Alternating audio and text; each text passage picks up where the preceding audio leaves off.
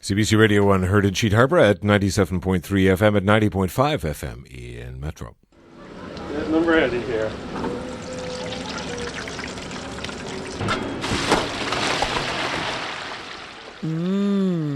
Bud frying up an order of spuds on a sunny afternoon on Spring Garden Road. Over the past couple of weeks on Information Morning, we've been searching for the best French fries in the province. The best fries in Nova Scotia. Chip wagon called Fuzzy's Fries on the Esplanade in Sydney. The Chip Truck at the library in Halifax. A place called Annie's. It's here in Auburn. Fish and chip shop that serves the best fries. The Shillelagh Restaurant. The pub in Bridgetown called the End of the Line Pub. You come to Ship Harbor to get your French fries. It's Family's Fish and Chips, and it's run by Pearl. The best French fries in the province only show up once a year at the Annapolis Valley Exhibition in Lawrencetown.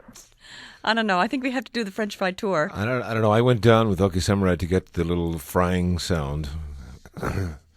Bud and Nancy do okay. They do indeed. And all this talk about French fries has Thomas Duffett's mouth watering. He has these thoughts on the tastiest of taters. I can't be sure, but I strongly believe that the first solid food that I consumed was chips. I have had a love-love relationship with them ever since. I call hand-cut homemade deep-fried potatoes chips, while those nasty but entirely edible frozen deep-fried potatoes fries. I like to say I never met a French fry I wouldn't eat. As to who makes the best chips, well, Bud the Spud is right up there at the top. Any chip wagon that serves homemade chips is at the top. Any sit-down restaurant that serves frozen French fries should be ashamed of themselves. Frozen fries are for fast food joints and in the oven at home. You know who you are. Shame on you. My other issue is, why are chips so expensive? And my sister question, why are they so stingy with their portions? I could understand if potatoes cost $1 a pound, but on average, potatoes are 15 cents a pound, about 4 to 5 medium-sized potatoes. Those of you who cut your own chips, you will know that 4 to 5 potatoes makes a lot of chips. 15 cents of potatoes is probably 2 large portions of chips at approximately $2.50 per order. That is one hell of a markup. The best chips on the planet are made by my mother, Kay. The chip pot was always on the stove, ready for a quick fry-up. As a child, I would run home at lunchtime to a plate or two of hot, freshly cut cooked chips. My school chums would fight over who would come to lunch at my house.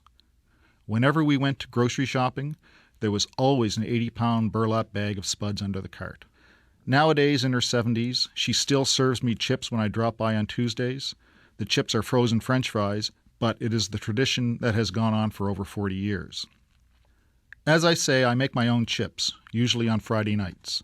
I set up the deep fryer and do about 10 pounds of potatoes. Mine are almost as good as my mom's and definitely as good as my Spud Guru Bud. I do not care about the type of spud or its starch content. I never peel the spud, just cut off the bad bits. I hand cut the chips.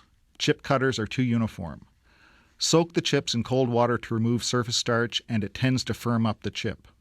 To dry the chips, I use a salad spinner. From there, they are plunged into hot canola oil for about 8 to 10 minutes. This is the first cooking.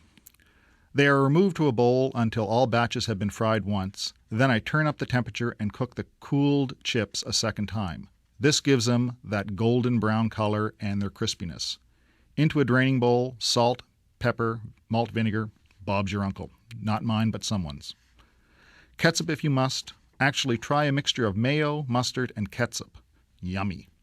Also, for the adventurous and those without friends, sprinkle raw chopped onion into the chips. Try it before you turn up your nose.